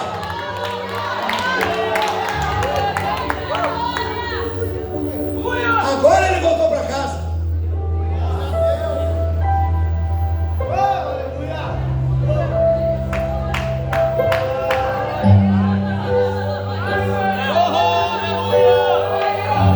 Diga, falta algo.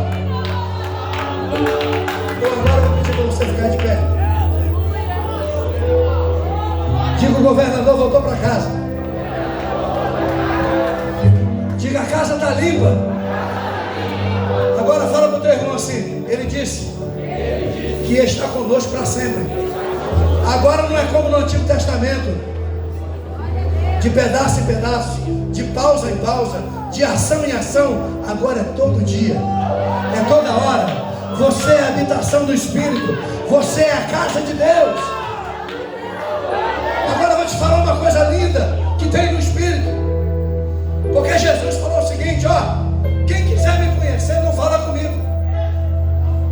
Só que a gente está querendo conhecer Jesus, mas não entende como conhecer. Olha bem, por favor, pastor Zaqueu, vem cantar. Está cheio, está cheio. Aqui nós temos Jesus, e aqui nós temos o Espírito, ok? Olha bem como é que funcionou o negócio. Funciona a partir de agora. Você está andando pela rua, você nasceu, o Espírito começa a tomar conta de você. Deus começa a visitar você, salva você de tiro, salva você de bala perdida, salva você de um montão de coisas, até o dia que você conhece Jesus. Quando você conhece Jesus, sabe qual é a palavra que você diz? Eu não sabia que era tão bom assim. Se eu soubesse, eu já tinha vindo antes. Você é capaz de largar tudo, porque entendeu quem é Jesus. Só que você conhece Jesus e agora você quer o quê? Jesus. Aí você diz para Jesus: Jesus, eu quero você, eu quero você. Aí Jesus vai dizer um negócio para você: estou indo embora. Está fazendo o quê, Jesus? Estou indo embora. Se você quiser me conhecer, fala com ele. Ele sabe tudo de mim. Ele conhece as profundezas de Deus. Ele vai te revelar. Quem sou eu? O que eu faço? Ele vai te revelar até o que há de vir. Só que agora não é mais com Jesus, agora é com o Espírito. E Jesus falou assim: Ele vos anunciará todas as coisas. Você não precisa da profecia de ninguém para saber o que acontece amanhã, porque você tem um verdadeiro profeta já morando dentro de você.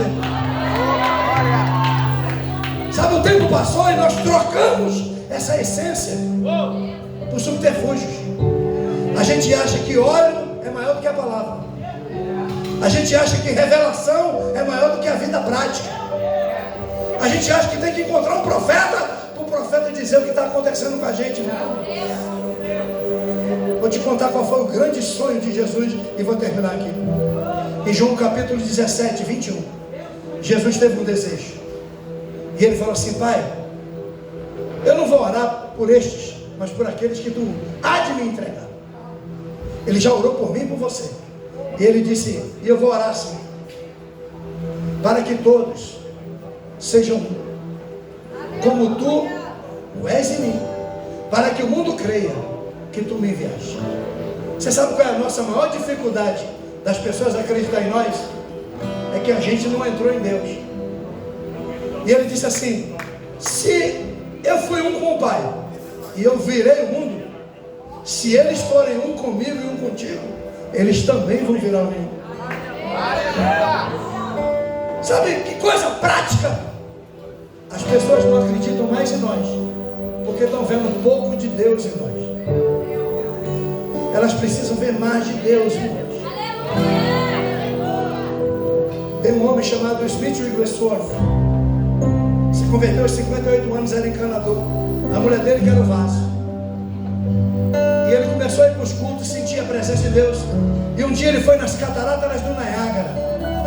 Quando ele chega nas cataratas do Niágara, ele olhou aquela cachoeira descendo e fez uma oração. E ele disse: Deus, assim como jorra essa cachoeira, eu queria que o teu Espírito jorrasse na minha vida.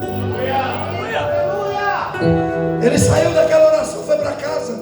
O Espírito visitou ele em casa, batizou ele. Acabou de batizar ele, jogava ele no chão, em todos os lugares. Ele começou a ir para as orações. Ele começou a pregar, Jesus começou a batizar, salvar gente. Só que teve momentos na vida dele que era tão inusitado que Deus falava com ele: vai no cemitério, tem um cadáver lá, pega ele pela mão. E ele chegava, a polícia enchia o cemitério, e quando ele levantava a mão do defunto, o defunto dizia: por que você está me segurando? 38 mortos ressuscitaram no ministério de Smith. Ele começou aos 58 anos de idade. Não tem idade para começar. Não tem tempo para querer o que Deus quer derramar sobre a nossa vida. Só você precisa querer ser cheio de Deus. É só você dizer para Ele: Senhor, faz isso comigo também. Que essa cachoeira também jogue na minha vida. E eu vou te dar o trunfo. Smith já estava com 80 anos. Um homem de muitos milagres por onde passava. Foi dormir na casa de um homem amigo dele. E de manhã ele foi tomar café. E o homem perguntou para Smith: tudo bem? Dormiu bem? Ele disse: dormi. Eu tive um sonho. E Deus falou comigo nesse sonho. E ele disse: o que ele falou com você, missionário? Ele disse para mim: eu vou destruir você. E quando não tiver mais nada de você, vão olhar para você e vão ver a mim. Não existe grandeza sem perda. Não existe grande unção sem alguma coisa ficar para trás. Todo mundo que serve a Deus perde alguma coisa. Todo mundo que quer seguir a Jesus tem que deixar alguma coisa. E eu quero orar por você agora. Eu quero orar para que o Espírito Santo tome você, para que você hoje profetize, para que você hoje, sabe, faça coisas extraordinárias. Ai meu Deus, o Espírito me lembrou de uma coisa aqui. Me dá um minuto para eu fazer isso com você. Em Atos 1:8, quando Jesus promete o Espírito Santo, ele diz: há de vir sobre vós a virtude do Espírito Santo. Diga virtude. Diga virtude. Pergunta para mim: o que é virtude? Só vou responder porque você perguntou. Virtude, você pega o dicionário, está escrito lá: é a qualidade inerente de alguém ou de algo. É o que identifica uma pessoa, a virtude. Sabe o que ele está dizendo? Eu vou dar para você a virtude do Espírito. Ou seja, todas as qualidades que ele tem, tudo que ele pode, tudo que ele faz, tudo que ele é, eu vou dar para você. Sabe como é que Jesus andava na terra? A Bíblia diz que ele caminhava e curava os enfermos, porque a virtude do Espírito estava com ele para curar. Uma mulher chegou com 12 anos problemática e falou: eu vou tocar nele. Ela era impura. Quando ela toca nele, ele disse: alguém me tocou. Alguém me tocou. E Pedro disse: quem te tocou? No meio de uma multidão dessa, ele falou: eu senti que alguém me tocou, porque a virtude que estava aqui saiu e pegou nela. Deixa eu contar um milagre para você aqui agora, e vai ser milagre geral, tá? Dê a mão ao teu irmão aí. Você sabe por que eu estou fazendo isso? Porque um tem de mais, outro tem de menos, outro tem um pouco, outro falta completar. Mas todo mundo aqui tem virtude.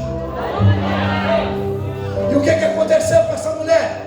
A mulher estava impura. Olha que legal. Deus é tão puro, mas tão puro, que se o imundo toca nele, não toca ele, não deixa ele imundo, fica limpo. Deu efeito colateral. Vai sair virtude de você. Alguém aqui vai ser curado, alguém aqui vai ser tocado, alguém aqui vai receber um milagre hoje espetacular na sua vida. Quando eu falei isso aqui, eu vi um martelo bem grande aqui. Ó, bateu. O juiz deu a sentença e foi favorável a você. E você vai receber muito mais do que você pensou que ia receber. Saiu a sentença hoje, agora. Eu vou assinar aqui para você no mundo espiritual. Vai chegar na tua casa. Tem gente que está sendo curada aqui, ó. Você vai procurar aí o nódulo no seio. Você vai procurar aí o teu útero aí. Você chegou aqui com doença. Você vai sair daqui curada. A virtude está saindo de você. Fecha teus olhos.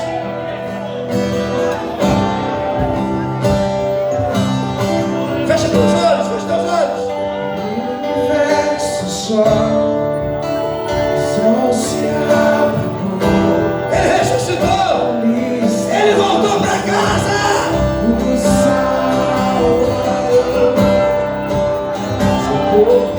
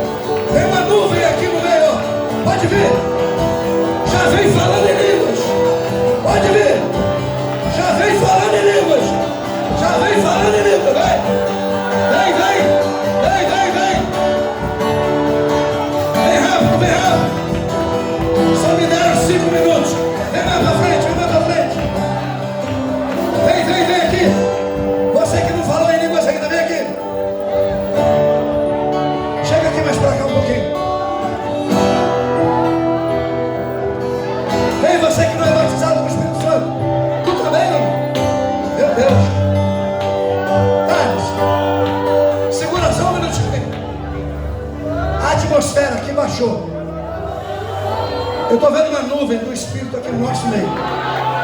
Deixa eu falar uma coisa com vocês, ó. Vocês que nunca falaram em língua, olha aqui para mim, por favor. É rápido. Falar com batismo no Espírito Santo é a coisa mais fácil do mundo. Vou explicar por quê. Primeiro, porque é uma promessa. Joel 2:28. Quando Deus promete, você não precisa pedir, Ele faz. Está escrito: há de ser que ao final dos tempos derramarei sobre toda a carne o meu Espírito. Nós estamos entrando nesse tempo. Princípio de dores, final de tempo. Então é o tempo. Isso começou lá no dia de Pentecostes. A profecia de Joel. Segunda coisa. Tem gente aqui que já sonhou falando em línguas. Quem é que já sonhou falando em línguas aqui? Já dormiu, já sonhou falando em línguas? Você? Tá vendo? Tô ligado. Então você já foi batizado dormindo. Sabe o que acontece contigo? Vou te falar aqui agora. Vem vontade de falar em línguas. Sabe o que tu pensa? Não vou falar não, que eu estou imitando alguém. Isso é da minha vontade, é de mim. Vou contar uma novidade para vocês. Ninguém aqui está na carne. Está todo mundo aqui cheio. Porque você ficou até agora e ó, foi renovado aqui. Está todo mundo cheio. E o que é que diz Atos capítulo 2? E todos foram cheios. Ó, já estão cheios do Espírito Santo. E começaram a falar. Deixa eu fazer uma pergunta. Quem é que fala? Você ou o Espírito? Que isso, gente? Acabei de citar o versículo agora. Todos foram cheios e começaram a falar. O Espírito não fala. O Espírito precisa de um corpo. Quem fala é você.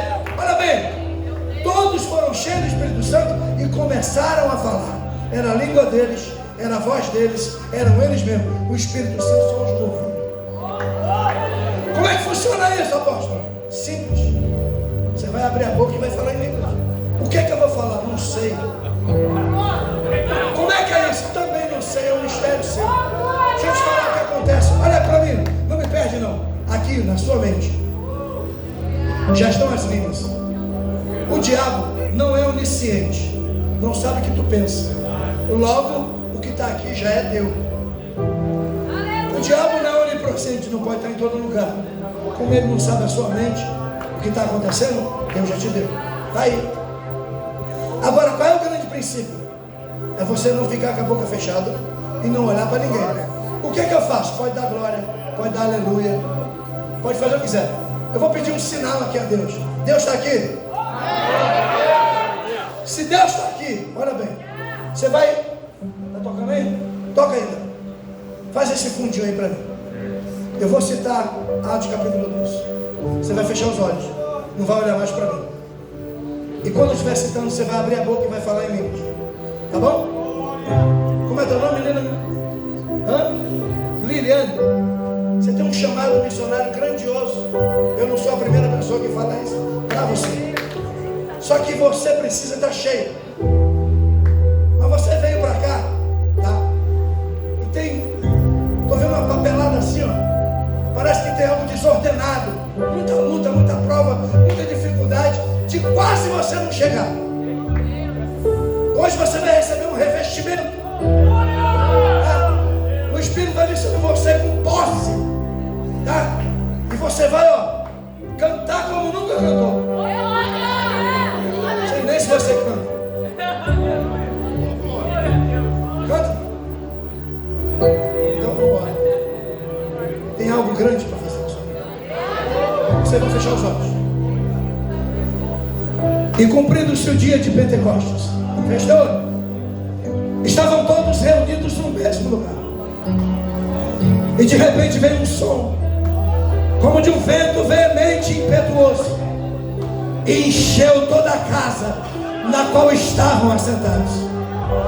E de repente foram vistas por eles línguas repartidas como que de fogo, as quais pousaram sobre cada um deles. E todos, e todos, e todos, e todos, e todos, e todos, e todos, e todos, e todos, e todos, e todos foram cheios do Espírito Santo e começaram a falar em outras línguas, como o Espírito Santo lhes concedia que falasse. Abra a tua boca agora e fale em línguas. Recebe. Aqui, ó. Aqui Jesus batizando, ó. Olha aqui, ó. Jesus já batizou aqui a primeira. Está batizando a segunda ali, ó. Você que é batizado, vem pra cá ajudar a orar, vem. Vem, batizou mais uma aqui, ó. Isso, aí, ó. Já batizou mais uma aqui, ó. Já batizou mais uma aqui, ó. Já tem gente batizada na tua boca. E fala em outras línguas. Abra a tua boca que seja cheio. Alguns irmãos, vem aqui, bota a mão, vem aqui, ó. Escolhe um aqui agora, vem. Escolhe um aqui agora, vem. Seja cheio. Isso, abra a tua boca agora. Recebe o que está sobre a minha vida. Essa é a cheia na boca da lava.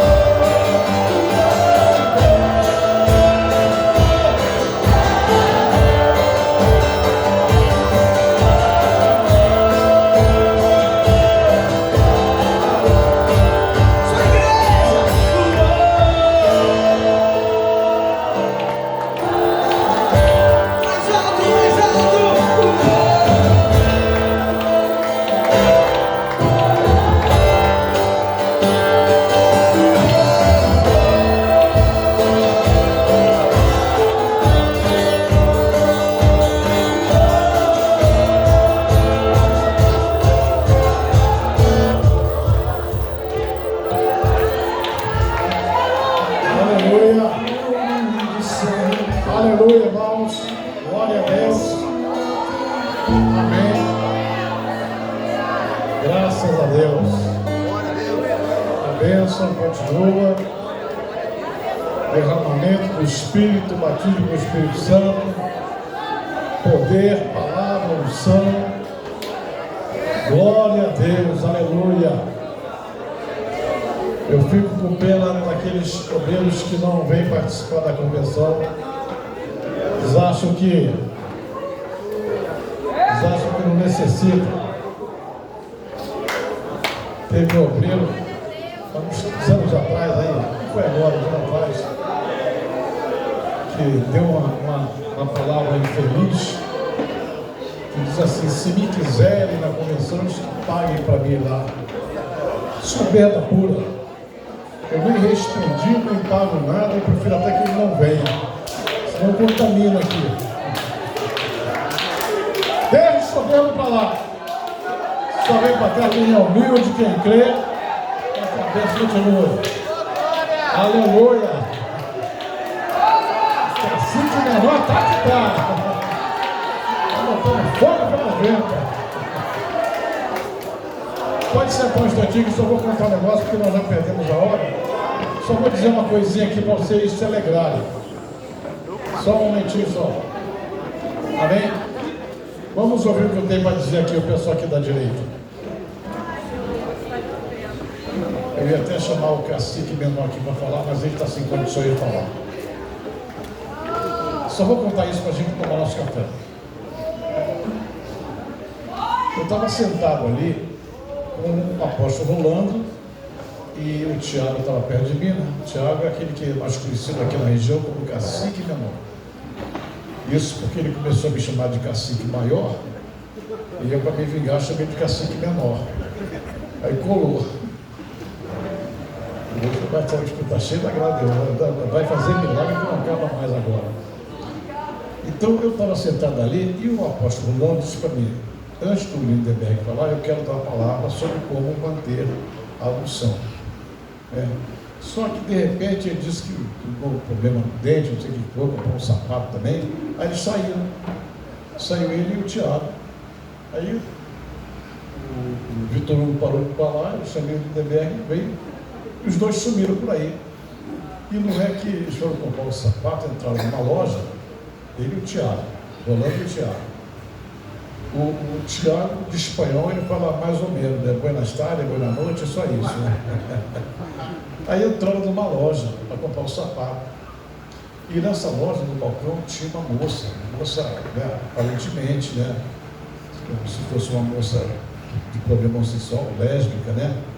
Com aquele aspecto masculino, assim, né? E entra o Tiago e o Rolando. Aí, lá nessa loja, tem o cacique maior e o menor. Não é que o Rolando vai em cima da moça e começa a profetizar na loja? Começa a profetizar, começa a falar a moça e começa a botar dentro da cara dela e diz assim: você tem problema porque no dia tal, no mês tal, você foi abusada sexualmente, por causa disso aconteceu isso, e foi falando, mas você vai ser liberta porque esse espírito vai sair de você e você vai gerar, você vai ter filho, você vai ser uma mulher e tal. Olha, o Tiago interpretando. Eu acho que ainda estava falando de estranha lá. Interpretando uma coisa, eu não sabia falar devagar. E a moça estão chorando, disse para o Tiago: Tiago, tudo que ele está falando é verdade. Tudo isso aconteceu comigo. Então, Deus, o que ele falou aqui, o testemunho do aeroporto, é verdade. Onde ele anda, os milagres vão acontecendo. E a gente fica contente quando um pregador vem aqui, que não somente prega, ministra e fala, mas também demonstra aquilo que Deus está falando com ele. É uma bênção tremenda. E a moça dela, creio que daqui a pouco a moça vai ser liberta também, vai estar frequentando aqui a igreja, mas ele, dentro da loja, o Rolando, ele não esquenta a cabeça, se tem gente, se não tem, se tem alguém olhando, ele não está nem aí. Ele vai, profetiza e fala e acabou. Coisa que às vezes nós temos vergonha de fazer, ele tem vergonha de pegar e fala. Mas glória a Deus por isso, né? E acabou que o nosso intuito, né? Acontece que o nosso cacique menor também foi cheio do Espírito Santo, batizado, e a bênção pura, né? Glória a Deus, vamos tomar um café, presta atenção, hein? São 5h20, 7 horas, 19 horas, recomeça o trabalho aqui para a parte final, né? Hoje vamos ter nossa ceia, vai ter uma ceia aqui hoje, sempre terminamos com a ceia, e vai ter as ordenações e mais algumas informações. Irmãos, de tudo que aconteceu de hoje para hoje, quantos de vocês estão alegres e contentes com a convenção? Você sabe que quando a gente trabalha antes para fazer a convenção, para estruturar, organizar, e a gente fala que aqui é R$60, R$60 inclui café, almoço, a comida, o café aí, gente, ainda tem gente que fala que é caro. O ano que vem eu vou dizer para vocês. Primeiro que quando eu falar que é R$60 a inscrição e falar que é caro, eu vou dizer assim, não vá não, que você vai atrapalhar. Esse espírito de miséria vai contaminar os outros. Porque como é que R$60 paga tudo isso? Lugar nenhum. O pessoal de outras igrejas fala que você só cobra isso. Nosso interesse aqui não é ganhar dinheiro. Nós não queremos ter prejuízo nenhum. Mas tu não é ficar rico, não queremos ganhar dinheiro, não. O Yoshua cobra na sinagoga lá, onde ele dirige, lá em Barueri, 200 pau. Ele dá comida lá também, dá café, mas é 200 pau. Aqui a gente cobra 60 porque Deus multiplica o dinheiro, abençoa. Gastamos muito dessa vez porque praticamente, tirando o Lindeberg, que é Paraíba, o resto tudo é de fora, do exterior. Então a oferta tem que ser em dólar, tem que ser diferente, tem avião, tem isso, tem aquilo. Mas graças a Deus a oferta está cobrindo tudo, a inscrição cobrindo tudo. Tivemos o apoio aqui do Adilson, da Adelaide, aqui em comida, muita coisa aqui, que eles também ajudam bastante. O André, o Valquírio, enfim, todo mundo aqui ajuda, porque o interesse é que vocês saiam daqui abençoados. Esse aqui é o nosso desejo, é esse. Sejam todos abençoados, batizados do Espírito Santo. Eu sei que vocês aqui vão mudar o ministério de vocês, vão passar a orar mais, vão passar a buscar mais, se consagrar mais, fazer mais jejum, subir mais a monte, porque esse ministériozinho feijão com arroz aí que não dá nada, vai ter que mudar. Esse negócio aí de ficar botando a culpa no governo, no Lula, no diabo, não sei o que, na pandemia, corta essa. Corta essa porque, na verdade, olha, irmão, desculpa a expressão que eu vou usar aqui, a expressão minha chula, mas eu vou usar. Tem muito obreiro aí que é frouxo. Entendeu? Ele não sabe que para encarar o ministério tem que guerrear o tempo todo. Você está pensando que o diabo dá moleza para alguém? É o tempo todo fazendo guerra. Então você tem que aprender a jejuar, encarar, ficar a pandemia, o Lula, não sei o que, a esquerda. Para com isso. No tempo de Cristo também tinha essas coisas também. Lá também havia confusão, os rabinos também perseguiam, havia confusão dentro da igreja, fora da igreja, em todo lugar. Só que eles encaravam. Ia para a cadeia, ficava preso, apanhava, mas encarava. Paulo ia para a cadeia, ficava preso, amarrado, acorrentado e cantava. Nunca chorava me eu estou aqui porque o governo aí de Herodes é de esquerda e tal, é do PT, não sei o que, por isso que eu estou sofrendo aqui, deixa de ser frouxo, pastor. Sai fora, rapaz. Deixa você se manca, seja macho e cara. Dá licença, pô.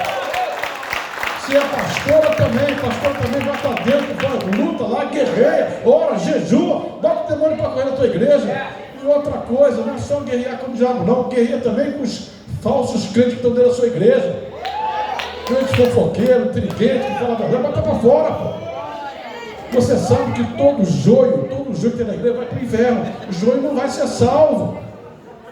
Então não dá moleza não, se percebeu que é joio, não dá nada, não quer nada, que ele crê, que fala mal, critica.